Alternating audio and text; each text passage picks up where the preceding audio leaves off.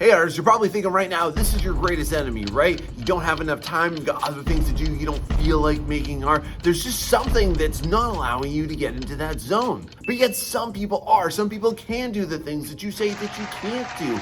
So what is it? Are they privileged? Are they special? Are they unique and you're just not? Or is there something else?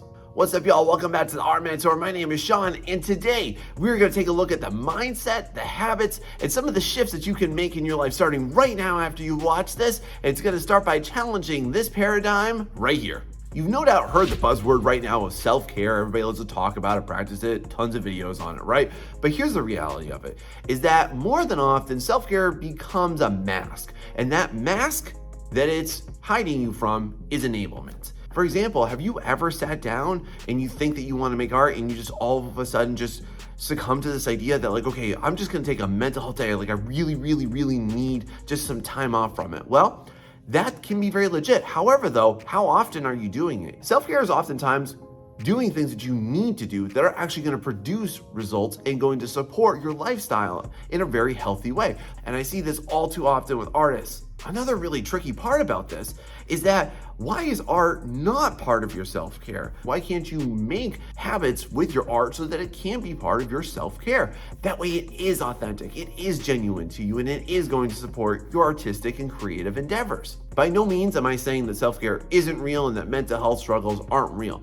But if you're using that label as an excuse to not make time for your artwork, then you're not really practicing self-care, you're self-harming. Now, if you're really struggling with stoking your fire and getting into an artistic mood, here's how it's gonna start. I can't tell you how many times I talk to artists or I hear from other artists and they'll say this famous quote. Have you ever heard this one? That they just don't feel motivated. They just can't find the motivation. They sat down, they were all excited for it, and then just boom, they are instantly demotivated. You might be under the false assumption right now that motivation is the precedent for action, but it's actually the opposite way around. The way that you gain motivation, the way that you feel more motivated to make your art, to do better things with it, to do your studies, to do your practices, for you to actually get into that project and for you to make that time for your artwork has to start with your actions. Actions create more action. Think of it like a snowball, okay? And that's how you have to think about your efforts too. If you're sitting down waiting for motivation to just come to you like some type of divine blessing, it's not gonna come, y'all. You have to be the one to summon forth the efforts. You have to be the one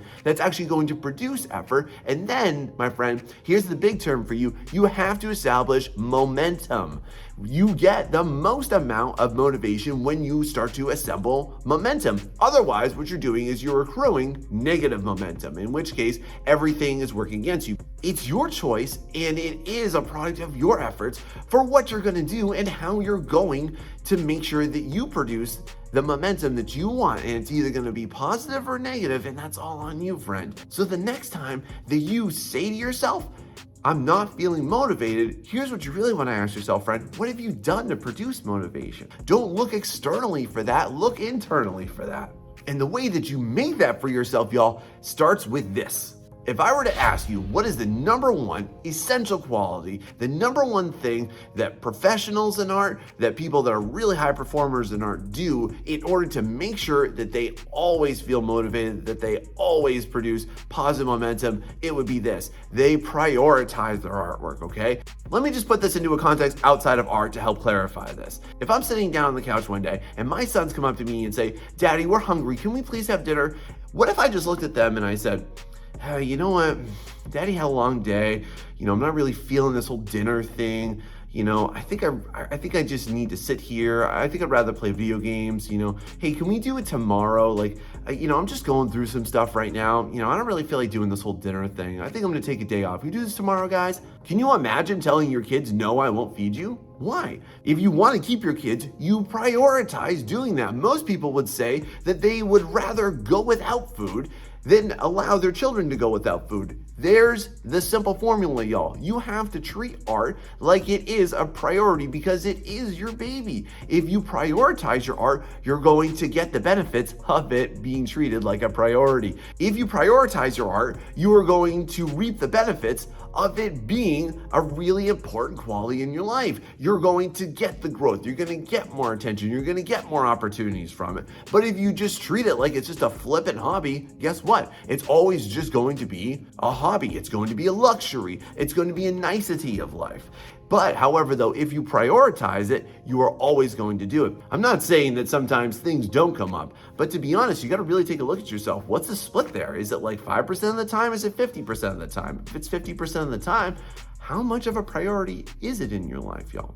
This is not about insane hustle culture. It is about making sure that art is always going to be a really essential component of your life. Because if it's not, you're never going to get to the level that you want to be at, friends. You see how that works? Now, if you really want art to be a part of your future, you also have to reframe your thinking about this. To be brutally honest with you, every single time that I start any type of client work, I always have just intense resistance to it. I just feel like there's this block on me, and I just will think about everything that I have to do, or I'll even get nervous. I'll start to feel a little bit of imposter syndrome about it and say like, I don't know if I can really do this, right? But then what gets me through that, and the way that you get yourself through that, is this, my friend. Examine the opportunity over the obligation. Yes, art is work. It's a lot of work. It's an insane amount of work, especially when you're growing your skills, especially when you're not at the point that you want to be at someday. If you are not right now exerting the effort to eventually produce the results that you want, then you never will. Y'all, I can't tell you how many people have said this sentence, and tell me down below if this is you right now. If you said, well, it will be easier later. It'll be easier when. It'll be easier when I'm a professional artist, when I have a following, when I have fans, anything of that nature. When I work at that studio, when I get that job, it'll be so much easier. But here's the reality, y'all. You're never gonna get there if you don't start to produce those efforts right now. And I can just think back to when I was only doing like $40 commissions, and I used to tell myself when I was pouring like 12 to 16 hours into some of those pieces, right? I would just tell myself this: if I don't work like I'm getting paid what I want in the future, I will never actually get there. And thanks to that mindset, that has allowed me to get to a much more professional price point. And you can do the same, whether you're just a hobbyist that wants to improve your skill, whether you're a professional that wants to break into industry, whether you're somebody that just wants to work with private clients too.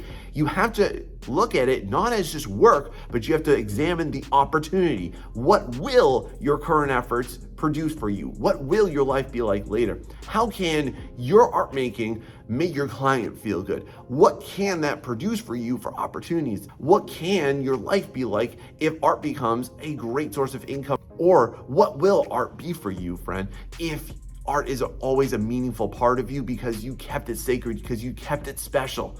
You see what that'll do for you? Just that little mindset shift, boom, that's gonna make a big difference. Now, let's put all this into practice, and I want you to start doing this.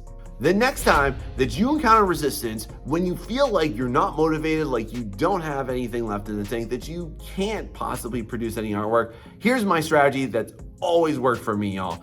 The next time that you feel that way, I want you to give yourself 20 to 30 minutes, okay? Just say to yourself, okay, I'm just gonna sit down for 20 to 30 minutes and let's see what happens. Every single time I have done this, inevitably, what do you think happens?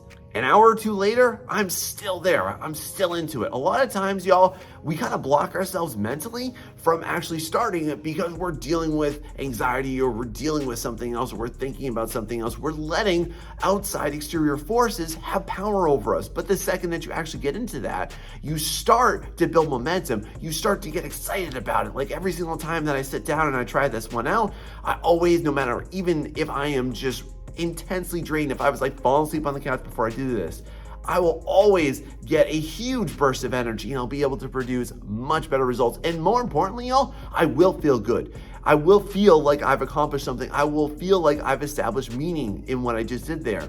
And that's really important to think about too, because that is very important for you as an artist, is to get meaning out of your life. And that actually is a way that you take care of yourself as an artist that I don't ever hear anybody actually talk about. This is how you crush and get over your mindset that you think you can't produce artwork. Just try it out. And then after 30 minutes, if you're really not feeling it, I give you permission to let go. But then the next time, keep that up, and I guarantee you, you're gonna be able to produce a lot more than if you didn't. Try it out and let me know down below what you think about it. And then too, y'all, don't make excuses about this.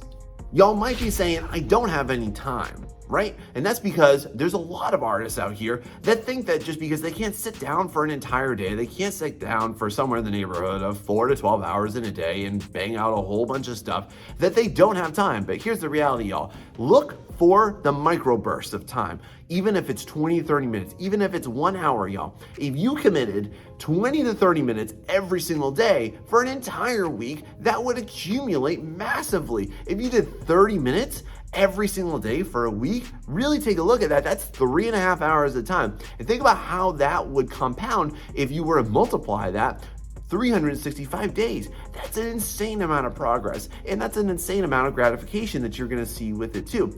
Here's the number one thing that you have to understand, y'all. If you can conquer the small moments in your art making, then you will succeed in the longevity of your art making.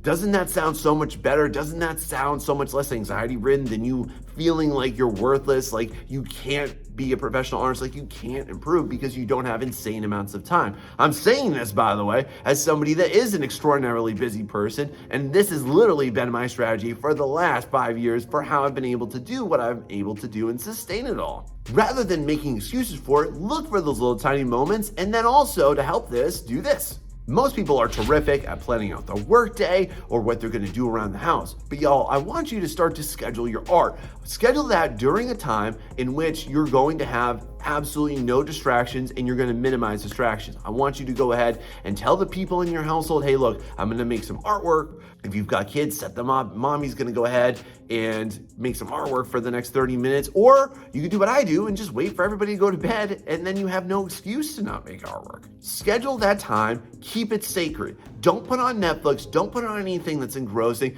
Don't do anything that's going to distract yourself during your process. Keep that time sacred for yourself. I'm not saying you have to do it every single day. Think about what you can allot throughout an entire week. Think about how many hours you can do in an entire week. And again, look at this in terms of short and long bursts. I've done this with so many people in my mentorship, and they're always surprised at how much time they actually have, because most people feel terrible about how much time they don't have in a day, but they don't look at it in a week, and they don't look at it in the course of a month, and they certainly don't look at it in the course of a year.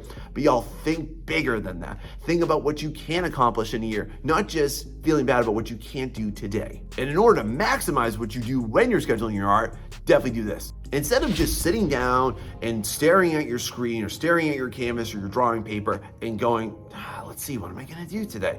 Y'all, plan ahead. One of the things that I've been doing for years now is that I always make sure that I back up everything on my Dropbox. When I'm on lunch, I'll sit there and I'll look at my artwork and I'll start to make a little mental checklist. Okay, I'm gonna do 1, 2, and 3. I'm gonna do ABC on this one. So really get a plan in place. Like before you sit down to make your artwork, develop some type of just bullet point list of like, okay, I wanna get this, and that done. I wanna start this and this. And that way, when you sit down, boom, instant productivity time. You're gonna be on fire because you're gonna have a plan, you're gonna have a purpose. When y'all work with purpose, you will create more time for yourself because you're going to feel good. You're gonna feel less resistance about it. Most artists feel intense resistance because they don't know what they want to do. But just sit down and figure it out. If you're going to do character art, think about, okay, today I'm going to do the hair. Today I'm going to do the face. Today I'm going to take care of those wonky looking hands that I've been ignoring for the last week or two. I'm going to take care of the clothing. I'm going to do the belts. Even just think about little stuff, y'all. If you're really feeling really drained of energy, think about what parts in your artwork can you do right now today so that it's going to be easier on you, it's going to be less mentally taxing, and then that way you'll definitely create, again, positive momentum for you to take care of the big things later on. Are you doing this right now? If so, share it down below, y'all. Let's get some great ideas together. Let's get a little think tank going down below here of what you do to help motivate yourself and plan ahead with your artwork. You can do this mentally, you can put it on your phone, you can put it on an actual physical checklist. All these things work out great. Now, none of this is going to matter if you keep on giving into this. One of the most common flaws that I see in all artist thinking is when they start to blame exterior forces that seemingly are like these divine presences in their life that are making them suck at their artwork or not grow and develop. And you've probably heard these things like art block or imposter syndrome or lack of motivation. But y'all, here's the major mindset that I need to offer you right now. If you name that monster, you give it power over you. If you keep on giving in to whatever you call that, whatever shape it or form it takes, it has insane power over you, and it will always demotivate you, and it will never allow you to get to the artistry level that you want to be, that you deserve to be, that I believe you can be. And there's the number one thing, is that if you are constantly giving in, if you're giving it shape and form, then you're never going to be able to produce the results, because you're always going to hold yourself back. Your number one enemy is not anywhere else. It is not this invisible presence, y'all. It's between your ears. It's right here. It's your brain. You have to stop making excuses for yourself and labeling it. To say art block is real is to say that a sniffle is what's making you sick, not the flu. Art block is a greater symptom of what is actually affecting you, and I'm gonna be making a video about this very soon about this. If you name that monster, you are succumbing to its presence, and you are also giving up your sovereignty and autonomy as an artist, which you definitely can never be successful if you do. Now, to combat this, y'all, you gotta start to take this approach, and it will be a game changer. You might have looked at other artists or heard their stories or listened to their podcasts or seen their YouTube video and listened to everything that they do within a day. You might be thinking about, hey, look at all this stuff. They're crazy. Oh my God, how do they get all this stuff done? It's like they're just obsessed. And for that, I would say this to you: be obsessed. Develop a healthy obsession with your art making so that you will always get excited, so that you'll always feel motivated, so that you'll always be able to get into the zone, so that you'll always be constantly thinking about new projects, so that you'll always be really intensely motivated to do everything that you want and achieve your goals and produce those efforts. Because if you're actually doing this, if you're developing a healthy obsession, then you're going to always be fired up. And then guess what? One day people are going to say that about you. Won't that be cool? Now listen, I'm saying develop a healthy obsession. I'm not saying don't sleep for days on end. I'm not saying don't take care of yourself. I'm not saying ignore your other priorities. You are not going to be able to produce art if you're homeless and broke and you don't have any food, okay? You have to take care of yourself, obviously, but develop those healthy habits so that you can always be on fire, you can always produce great results, and you're always going to be inspired to keep on creating your artwork. And the way that you're going to do that, the way you're going to build towards that, is definitely by doing this. The story of an artist that succeeds every single obstacle in their way, that becomes who they want to be and they always dreamt that they could be, is definitely through their time management. And a lot of people, y'all, don't do your time management well, which is why I want to offer you some intensely successful strategies right here.